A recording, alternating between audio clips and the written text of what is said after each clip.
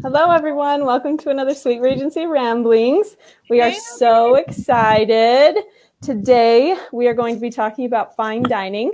And as you can see, we have a very special guest with us, Arlem Hawks.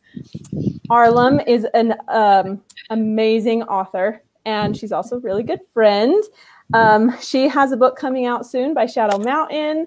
And Mountain, that's a very Utah of me. Mountain. And she is so talented in everything she does. I'll just do a little intro for you. She's very talented, especially in her writing. She also, as you can see by her lovely Regency gown, she has a crazy talent with sewing. And she helped me sew my first dress via Messenger and saved my life with that. She's so crazy good at it. And she's also very talented at creating delicious foods. Mm-hmm. And you had your own Regency party, didn't you? Yes. We did a little mini series of videos so that we could show people kind of the different aspects of a Regency dinner party. So that's on Instagram TV. So it's amazing. Everyone should go watch it. It's so fun. They danced and had so much food, and they ate by candlelight, right? Yes. Yeah, it looked very magical. It's exactly how you'd picture the Regency era to be. It was wonderful.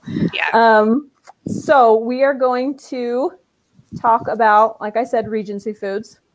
So let's just start off by talking about like what different Regency foods we've put in our books and maybe why. So I'll just go ahead and start. Mine is not like super typically, it's not really like Regency per se, but I just put Cornish pasties in because, of course, I'm obsessed with Cornwall. So I put that in my Penharrow book, and I like it because Cornish pasties are super good. So that's why I put it in, because usually most of the foods I don't know what it tastes like. So I'm like, at least with this one, I kind of did. What about any of you? Put other foods in your books that you remember? No one remember? Well, I haven't done anything very elaborate, but I've put white ball soup just because I've heard of it, but I actually don't know what it is. So Rachel and Connie, oops, I'm sorry. I'm off to a good start here. Arlem, I'm counting on you for that one. And I talked about the nuncheon, having the cold ham and fruit and things like that for lunchtime. I talked about having removes, when they bring in food and then they put it on the side and then they take it off and replace it with something else. But that's about as specific as I've gotten. Yeah. Well, that's very specific. Like I said, I've done like Cornish pasties, and that's basically it that I can remember, unless I do like peas or something. Not very good. I was going to say that's better than me, because I feel like I know nothing about food. I was telling the ladies, I'm here for the good company today. I know nothing. So anytime I need to mention a food, I like grab up a menu and I'm like, that one looks good. And I'll like pop it in. That's about my knowledge of food. So I don't remember which ones I've mentioned because I have no idea what they were. I like make sure they're not like too crazy of anything. I'm like, oh, look, a chicken something.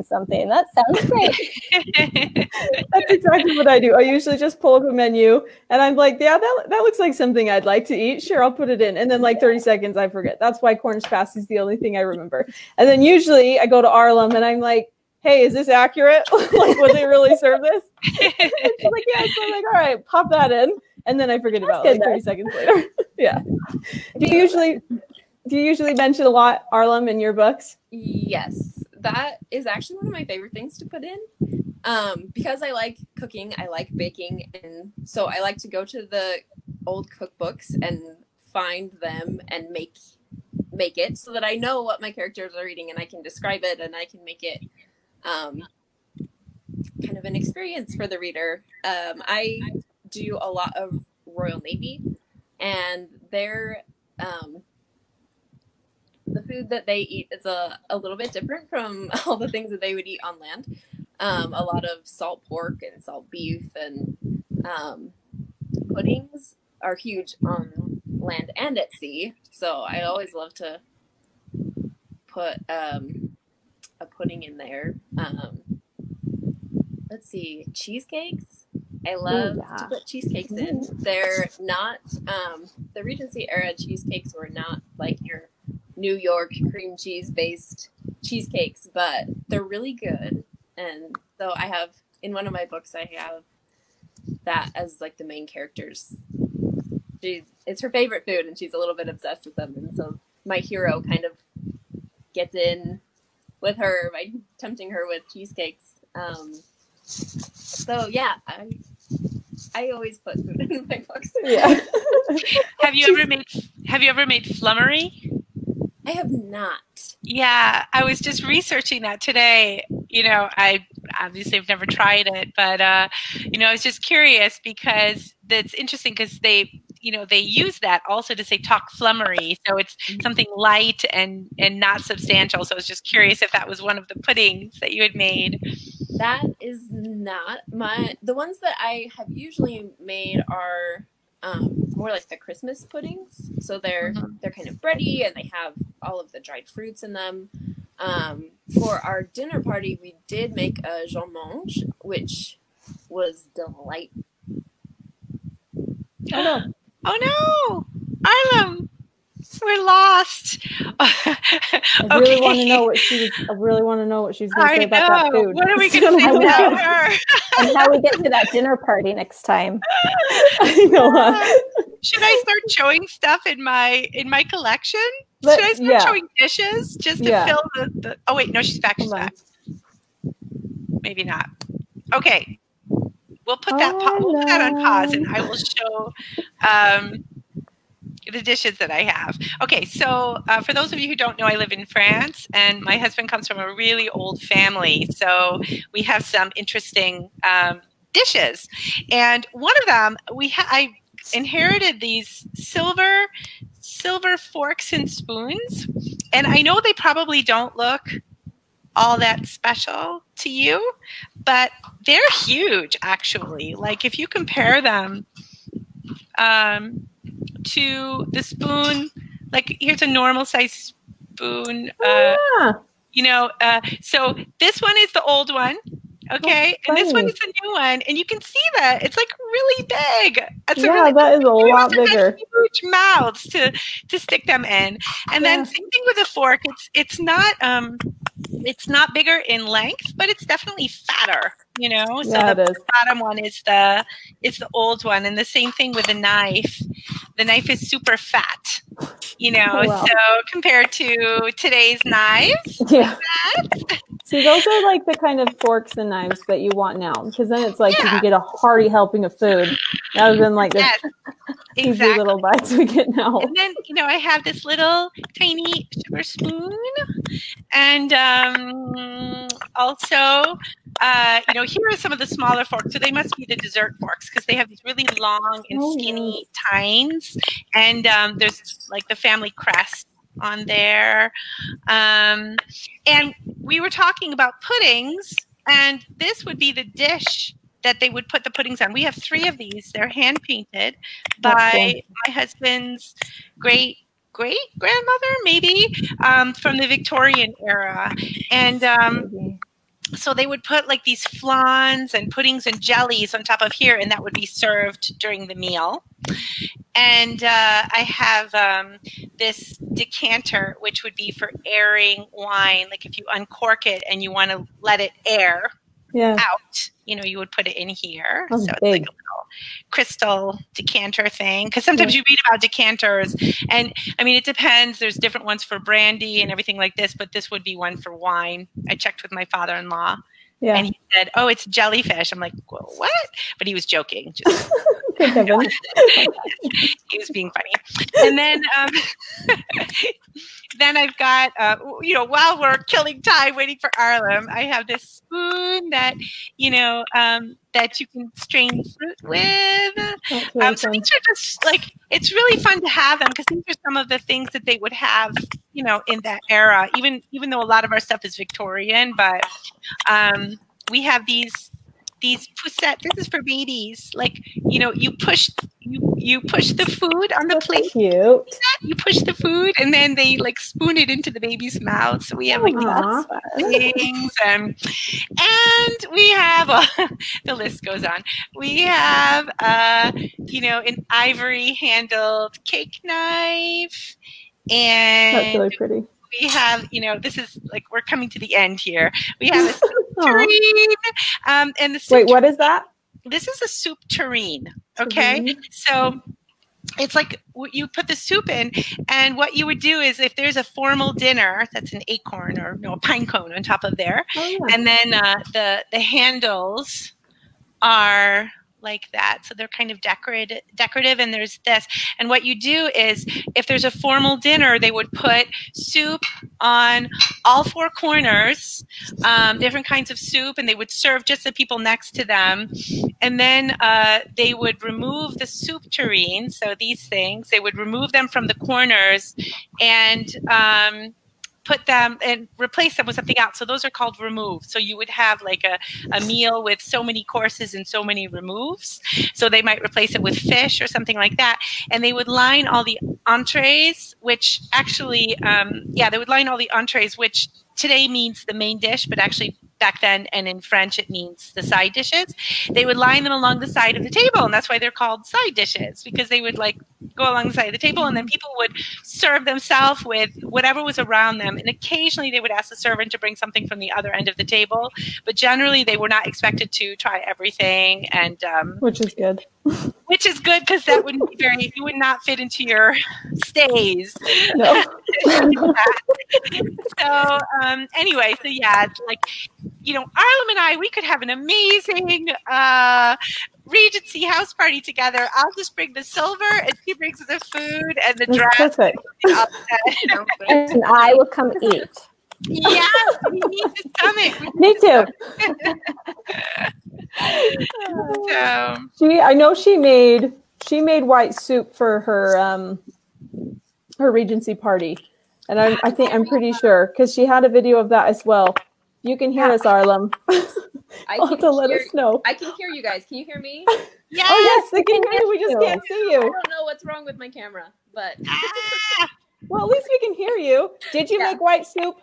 I did make white soup. Did I call it white ball soup? Because there's egg ball soup and there's white soup. Yeah, I think I called it white ball soup, but I didn't mean to say that.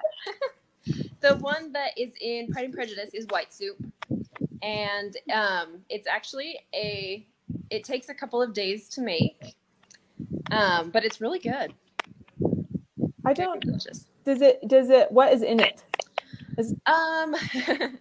It actually, so it has almonds in it. It has anchovies in it. It has, I think you're supposed to put sherry in it, but we used just chicken stock. And I think there are like carrots and onions and some other vegetables that you make a stock with it, and it's a lot of sitting and letting the flavors emulsify. So yeah, if you could take any, like, if you could describe the taste as anything we would be familiar with, what would it be? Is that too hard a question? Let's see. Is it just kind of more like vegetable-y? Yeah. Almonds and anchovies. Well, so it doesn't taste super fishy. That's good. But it kind of just, I mean, the anchovies just kind of add that extra layer of umami. I don't know how to say it. Just another depth of flavor. So it's not like you're eating just a chicken stock. It's also it's really creamy. I mean, it does have also a lot of cream in it. Yeah, it's kind of hard to describe. I don't feel like we have anything that's a lot like it. Maybe like a chowder, but it's not a chunky chowder. Obviously, it's smooth. Yeah. A smooth soup. So that makes sense. I think you did a good job describing it, because I feel like I have more of a sense now. Because before I used to think it was like runny and like not very good. But the way you describe it makes it sound good, even with the anchovies and stuff. Let's see. Okay, is there any food you've heard about that you absolutely would want to try, like in the Regency era? The thing that I think it's not really one specific food, but it's all of the sweets, like all the pastries and like jam tarts and stuff, or strawberry tarts and everything. Those are the ones that I'd want to eat because I like sugar. Anyone else? Any other foods that you have tried or haven't tried that you really love? And it doesn't necessarily have to be the Regency. We can stretch this to whenever's. Well, I'm looking at, well, you know, I had to look up hasty pudding. What is hasty pudding? You know, that was what the laboring class ate. And that was wheat mixed with like milk or water, depending on how rich they were. And they would just kind of mix it up until, which sounds kind of gross. And plus I have celiac disease, so I can't eat gluten, so that would not work. But I was just curious about that one. But like I'm looking at this menu from the Prince Regent's party in Brighton. It was in 1817, so I don't think it was not his crowning. Was it? No. I have no idea. I don't think so. 1820. Yeah, that's what I was thinking. So it was just a party that he threw, and with a French chef. And I'm just looking at some of these things. There were 36 entrées, and then there were how many? There were just like this crazy amount of food. There was like brioche with cheese. There was French nougat.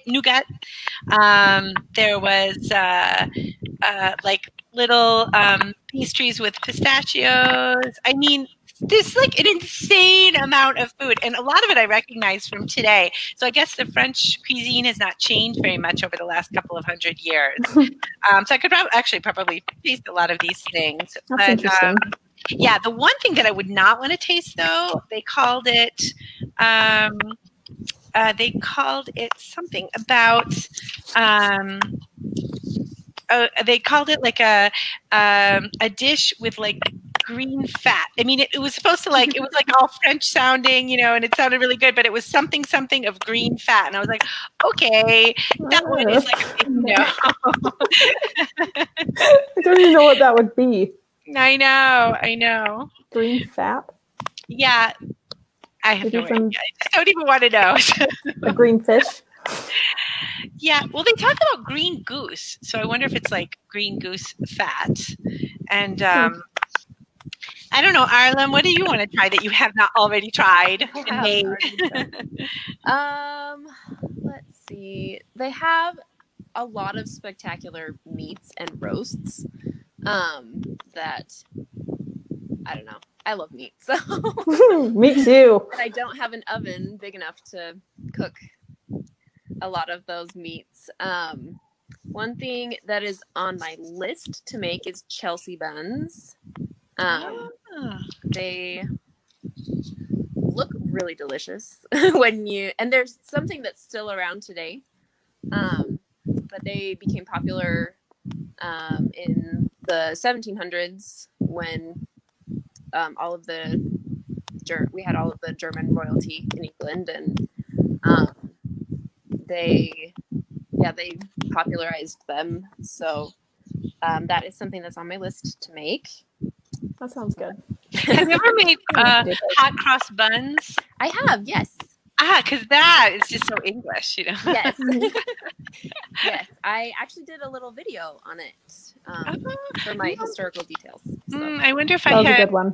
Yeah, I might have actually seen it and just forgotten because I've seen a lot of your videos. Yeah, because I was going to say that was the one where you talked about how you could only make them at certain times, right? Yes. Yeah. Why? I saw that video. They had, I don't know, it's kind of interesting. They were associated with holidays, so you could only make them at Easter and at Christmas. And then I have to go look it up. It's been so long since I looked at my hot cross bun stuff, but you could also do it for funerals. I'm trying to remember. I know that originally they were a pagan food that they kind of converted to a Christian symbol. There are a lot of things like that. Yeah, that's interesting. I think they were just trying to control it to make sure that it was used appropriately. I don't know. Yeah. That's I'm interesting. like sitting here looking at this menu. I'm like not a fish person at all. So like half these things I'm like, Yeah. And then they're like the ones with like kidneys in them, you know, like garnished in kidneys. And It's a no for you? I'm like, I think what I'd have to do is I'd have to go to one of these dinners and not be told what I'm being served. Because maybe then I might like some of it. But like even the desserts, I was looking at the desserts because I'm like, ooh, I'm with Deborah, like the desserts. And then I'm like looking at some of these things and like, you know, they're more like some savory, you know, things like treats after. But like lettuce in ham liquor and mushroom tart, like I'm like, no, that's not dessert. I'm not very like adventurous in my eating, and like every once in a while, it's like most of them are like no, okay, maybe Also no. That's exactly how I am. Like I'm like the least adventurous person in the world when it comes to food, and I'm like if I have to try something, I'm like I'm okay. Can't I just have like a normal potato? Like, That's how I feel in eating when I feel like I was in England. Like I'm like I didn't even like fish and chips. Like I don't like fish. I like the chips. Like give me the chips all day long. I'll eat them. You know, and so it's funny because then like I watch Arlene's videos and I'm like, ooh, that looks good. So I feel like if like someone didn't tell me like what it was, and what I was putting in my mouth, I might like it more. Yeah. Your mind is just too Food strong. therapy first. Well, I read that, you know, one of the, for kind of a, not the high class, but, you know, fairly well-to-do, they might have stewed calf's feet, for instance, for dinner. Yeah, stuff like that. No thanks. Otherwise, you might want to stick with the laboring class, which had potatoes, which I sometimes feel like maybe that's why, like my dad always says, like, had I been born during that time, I would have been a chambermaid or something. And I feel like that must be where my dad, like, those are the foods I want. I'm like, yeah, that sounds comfortable to me. I can do potatoes and potato soup. Amen. Well, the highest delicacy was turtle soup, dressed turtles. You know, if you knew that if you were invited to a turtle dinner, you knew that it was going to be like a feast. So, yeah. I'll watch for that invitation in the future. I was going to say, Arlem, if you have another dinner party and you serve turtle soup, I'm not going. That's illegal. Good. So I probably won't be. You can make it's called a mock turtle soup, and they use a calf's head in place of the turtle. That might be even worse. I'd rather have the turtle. I'm not sure what's worse. Yeah. Yeah. Sometimes I wonder. Yeah, I'm glad I live when I do. When I can go to Chick-fil-A and. They were really good at using more parts of the animal than we're used to, and they didn't. I think that's one thing. I mean, we look at the Regency era as being kind of a time of fanciness and all of that, but they would use everything. They would use their clothes or give them away or like patch them up as much as they could so they could get as much life out of them as they could. And they did the same thing with their food. They didn't have a lot of food waste. They tried to use, even in the wealthy houses, they were trying to use all of the parts. That's cool. I like that. That makes me feel better about them using hooves and heads and stuff. I mean, part of it was for economy, for sure. Yeah. But Yeah. That's interesting. So I might not have liked the lower class food as much because they would have had the worst bits of the animal that were cheaper. Yeah. Okay. Maybe I don't want to be one of them. Give me potatoes and I'm fine. Give me potatoes. Potato diet. Oh boy. That's all I want to eat now anyway. I read eavesdropping on Jane Austen's in England. There's this. I think he was a parson, a rector, or something like that, and he took a lot of detailed notes. A lot of the book comes from him, and he was talking about this one time where he had guests over, and he served them the rest of a ham, like a bone with ham on it, that it had been mostly eaten away by the flies. But he had no qualms about serving it to them, and he said that they had a very merry evening. Oh, they all ate that. You know, so yes, you're right. They're probably drinking a lot, so they didn't have to pay attention to what they were eating. Oh, that is disgusting. Yes, totally. Sorry, I should be elevating us up a little. It's on Pretty's menu again. See, this is why I said in my description, fine dining and not so fine dining. And not so fine. Yes. Because it's not as magical as we all think it is sometimes. Let me see. Oh, like stargazy pie. That's also what I had in my book. Those have the fish heads sticking up out of the actual pie. It's mentioned on Poldark, so I looked into it and put it in my book because it's like, I was like, is that for real? And it's like, it's real. I'm like, that's disgusting, guys. You should I love do that. That's what you put in there. That's awesome. It's like, this is disgusting. You guys all need to know how disgusting this was. I know, but I had my main character like it, so she was a bow maiden, so she should. You're living vicariously, like being bold with your eating choices through your characters. Exactly. Yeah, because heaven knows I'm not in real life. Yeah. Let's see. Any other foods that need an honorable mention? Arlem, do you have any foods you want to mention? Arlem. Let's see.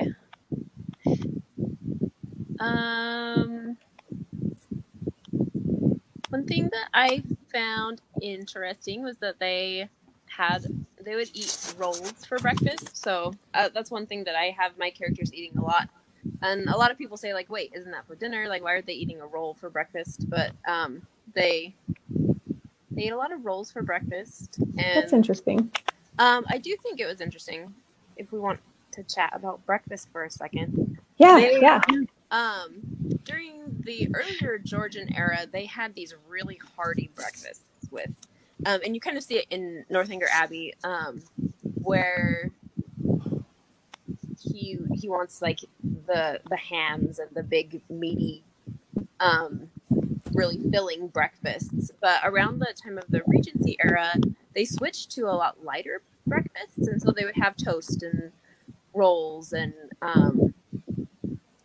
just kind of very, very light breakfast. And it was kind of the younger generation that pulled towards the lighter breakfasts with their coffee and tea.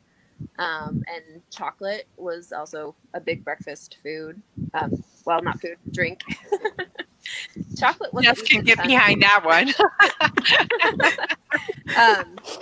Chocolate wasn't actually used very much in food. It was way more like the drink. And then, yeah, it was the older generation that was kind of going back to the really hearty meats and that's interesting.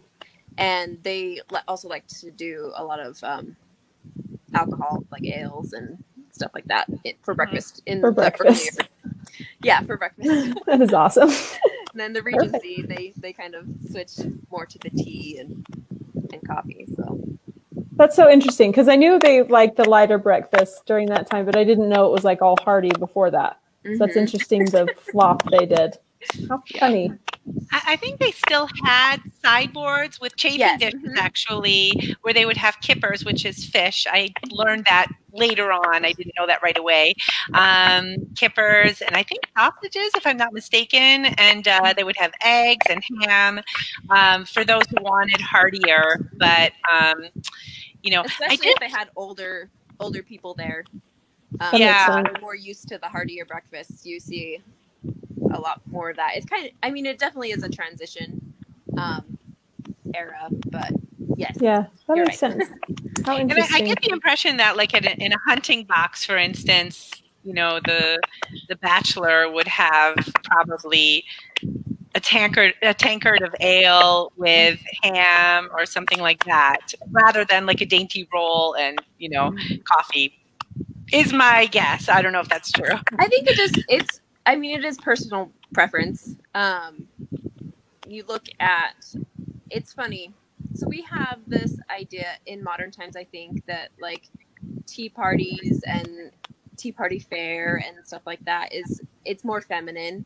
But it wasn't in the Regency era. I mean, and I do a lot of Navy, so all of my stuff is coming from Navy, but I mean, they would have every officer would have his own, or sorry, I should say every captain would have his own tea service, and he would have tea all the time, and he would invite people over for tea, and so I always thought that was interesting, at least as far as foods go. There wasn't quite the same idea of like, oh, the hearty stuff is the masculine and the dainty, like the lighter fare is the feminine. It was a lot more fluid, I guess. I don't know. Yeah, that's interesting. That makes sense. You know, yeah. Because we've definitely feminized it now, right? With our little girl tea parties and our the little cups. And our little pinkies. My little boy was drinking with his sisters the other day, and he could not figure out how to get his pinky up like they did. It was That's so I cute. need to post it. It was the funniest thing because it was so awkward. And he was trying so hard to get the pinky up. I don't even know if that's a real thing, but that's definitely something we apparently do now. That is the cutest thing ever. How sweet. Okay, we are past 30 minutes, so we're going to wrap this up now. Thank you, everyone, for joining us, and thank you for watching us talk about fine dining and not so fine dining. And a special thanks to Arlem for joining us, even though we can't see her. Sorry. She was so beautiful in her beautiful outfit. You got to see her at first. Yes, just rewind to the beginning. You can see her pretty dress and hair. Okay, thanks, everyone. We will do Regency Ramblings next month as well. We do it once a month, and then next week will be a Get to Know You Authors live video. So we hope you join us. Thank you. Bye.